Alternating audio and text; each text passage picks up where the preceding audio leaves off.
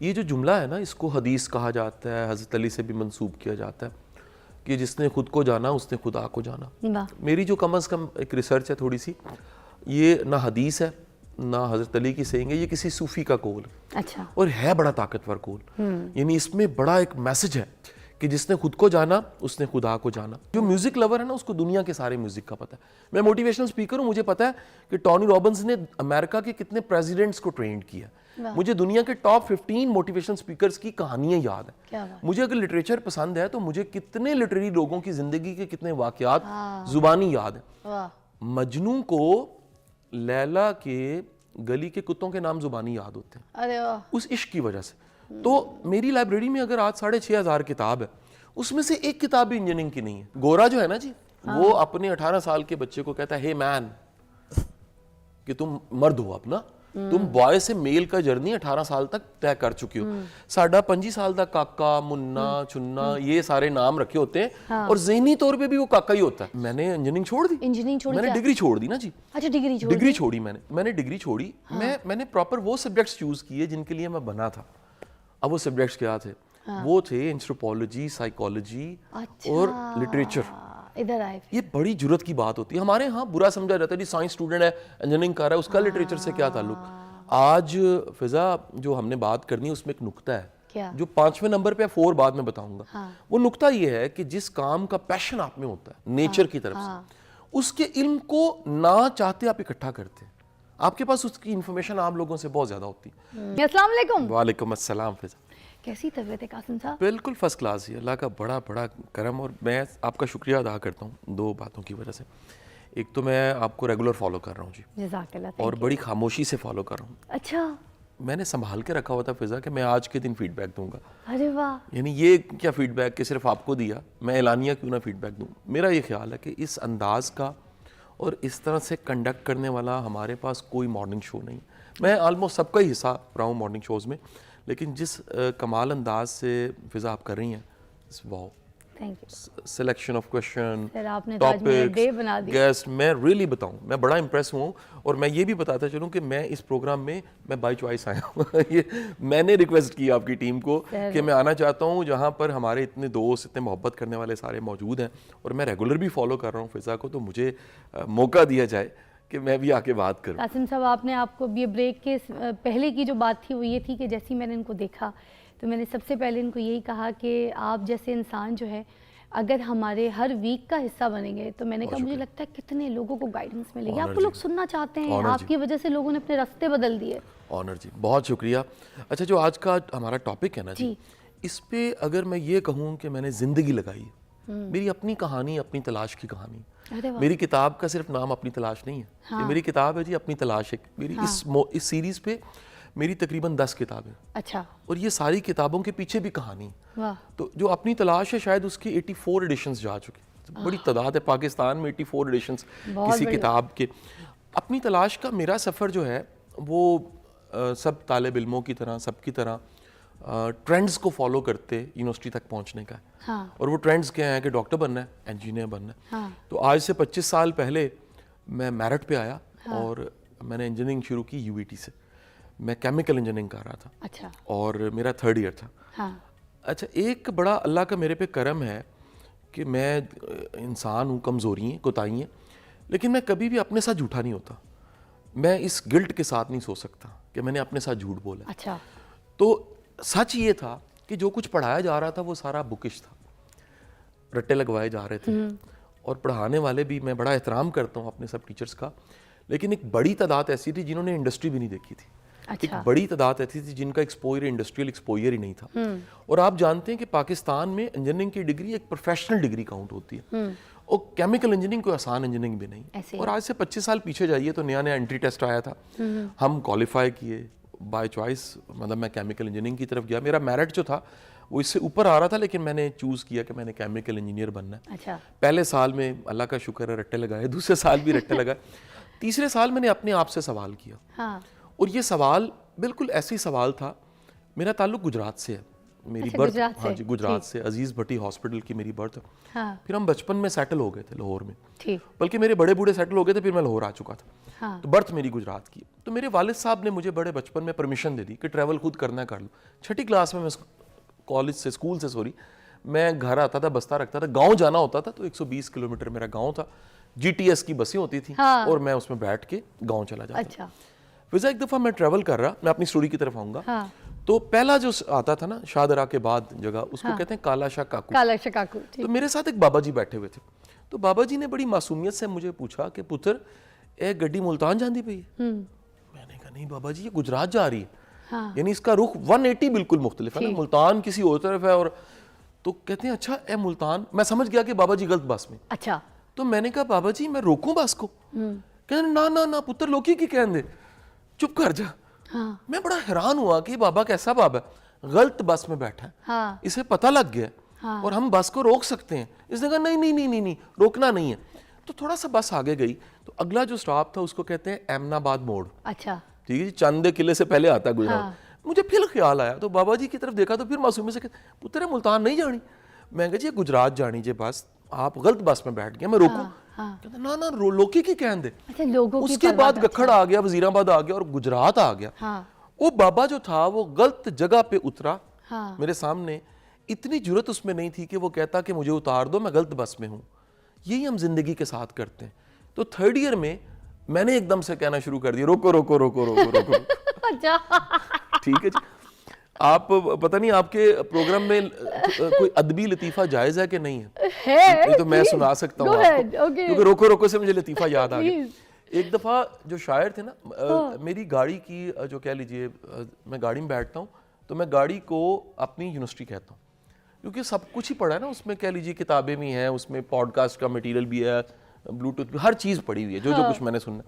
तो एक अदबी लतीफ़ों की मजाक की किताब भी मेरी गाड़ी में पड़ी रहती है, अच्छा। अभी भी है। हाँ तो मैं कल एक लतीफ़ा पढ़ रहा था, वो लतीफ़ा ये था कि एक मुशायरा था फैसलाबाद में, हाँ और ये सुनने वालों को बताऊं मैं भूलता नहीं मैंने बात कहाँ से शुरू की है, तो आपको लगेगा कि मैं निकल गया हूं, मैं वापस आ जाऊंगा। हाँ तो वो मुशायरे में सारे हमारे बड़े शोरा वो फैसलाबाद जा रहे थे। अच्छा। पुराना रास्ता होता था, तो बस चली तो मुनीर न्याजी साहब को हाजत पेश आ गई।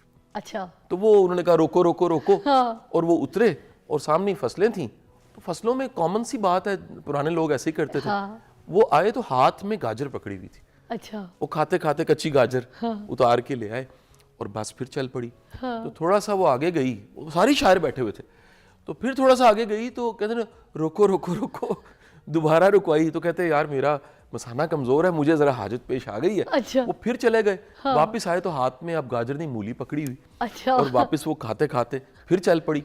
तो फिर दोबारा थोड़ी देर बाद कहते रोको रोको रोको, तो गए तो गोंगलू पकड़ा हुआ। अच्छा तो कहते हैं बैठने के बाद यार फैसलाबाद कितना को दूर है? तो एक शायर बोला ए 15 दफा रोको रोको करोगे तो आ जाएगा।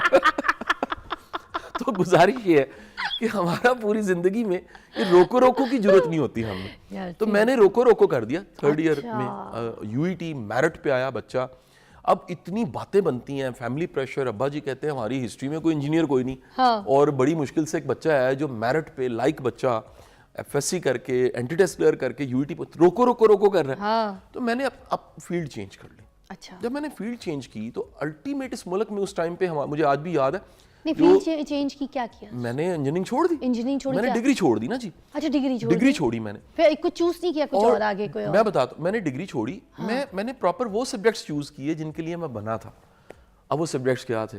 वो थे एंथ्रोपोलॉजी, साइकोलॉजी और लिटरेचर। इधर आए। ये बड़ी जुर्रत की बात होती है हमारे यहाँ, बुरा समझा जाता है जी साइंस स्टूडेंट है इंजीनियरिंग कर रहा है, उसका लिटरेचर से क्या ताल्लुक। आज फिजा जो हमने बात करनी है उसमें एक नुक्ता है, क्या? जो 5वें नंबर पे 4 बाद में बताऊंगा। वो नुक्ता ये है कि जिस काम का पैशन आप में होता है नेचर की तरफ से, उसके इल्म को ना चाहते आप इकट्ठा करते हैं। आपके पास उसकी इन्फॉर्मेशन आम लोगों से बहुत ज्यादा होती है। जो म्यूजिक लवर है ना, उसको दुनिया के सारे म्यूजिक का पता है। मैं मोटिवेशनल स्पीकर हूँ, मुझे पता है कि टॉनी रॉबिन्स ने अमेरिका के कितने प्रेसिडेंट्स को ट्रेंड किया। मुझे दुनिया के टॉप 15 मोटिवेशनल स्पीकर्स की कहानियां याद है। क्या बात? मुझे अगर लिटरेचर पसंद है तो मुझे कितने लिटरेरी लोगों की जिंदगी के कितने वाकयात जुबानी याद है। वाह।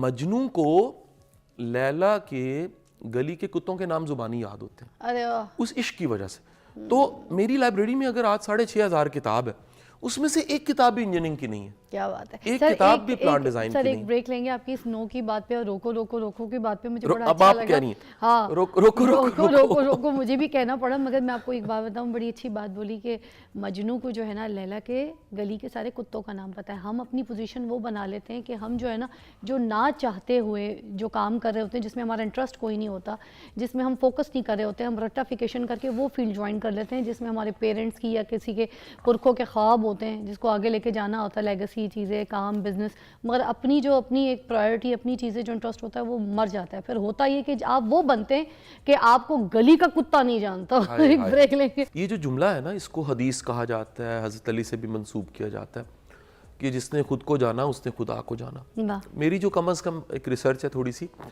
ये ना हदीस है ना हज़रत अली की सेइंग है, ये किसी सूफ़ी का कौल है। अच्छा। और है बड़ा ताकतवर कौल, यानी इसमें बड़ा एक मैसेज है कि जिसने खुद को जाना उसने खुदा को जाना। अब मैं आपके साथ ना कुछ डाटा शेयर करना चाहूँगा, ऐसा डाटा जो फिर मैं कहूँगा कि प्रोग्राम की हमेशा ये पहचान रहेगा। डाटा इंसानों को जब भी जाना परखा गया ना, तो ये जो पिछली सदी है 100 साल, इसमें सबसे ज़्यादा काम हुआ, सबसे बड़ा जो काम है वो कॉल योंग ने किया। ये एक माहिर नफ्सियात था और ये वही दौर है जो सेगमेंट फ्राइड का दौर है। एक पूरी कंट्रोवर्सी इन दोनों का एक क्लैश था, इसको मुल्क बदर कर दिया गया, फिर किसी और मुल्क में जाके इसने अपना काम किया और आज दुनिया में जो इसकी थ्योरी है जिसको MBTI कहते हैं, इस थ्योरी का नाम है MBTI। अच्छा। और ये MBTI की थ्योरी, उसके मुताबिक दुनिया में जितने इंसान हैं, 7 अरब जो इंसान है, इनकी टोटल जो इकसाम है वो 16 है, यानी हम 16 में से हमारी एक किस्म है। अच्छा। हम 16 से बाहर नहीं हो सकते। जैसे आप मुझसे पूछ सकती हैं कि शाह साहब मेरी कौन सी टाइप है, हाँ। तो अगले 5 मिनट के बाद मैं आपको इसी प्रोग्राम में आपकी टाइप भी बता दूंगा, क्योंकि मेरी इस पे 7 किताबें और वो हैदराबाद इंडिया से प्रिंट हुई हैं MBTI पे। हाँ। पूरे पाकिस्तान में MBTI के सिर्फ 2 एक्सपर्ट्स हैं, एक मेरे उस्ताद मोहतरम है डॉक्टर कमर साहब, जिनसे मैंने सीखा, वो सेटल हो गए दुबई, और दूसरे हम उनके शागिर्द हैं। कुछ शागिर्दों में से एक मैं भी शागिर्द हूँ। आपने मुझे बताना है, मैंने आपको टाइप बतानी है। हाँ। अच्छा, अब जो 16 टाइप्स हैं, ये 16 तरह के लोग, कुदरत ने इनको ऐसा बनाया। अच्छा। हम ये जो हमारे रिलेशनशिप के क्लैश होते हैं ना, ये भी टाइप के क्लैश होते हैं। अच्छा। हाँ जी, ये टाइप के क्लैश होते हैं। कुछ लोग, एक टाइप का बंदा इस टाइप के बंदे के साथ अगर उसकी शादी हो जाए तो दोनों पागल हो जाएंगे।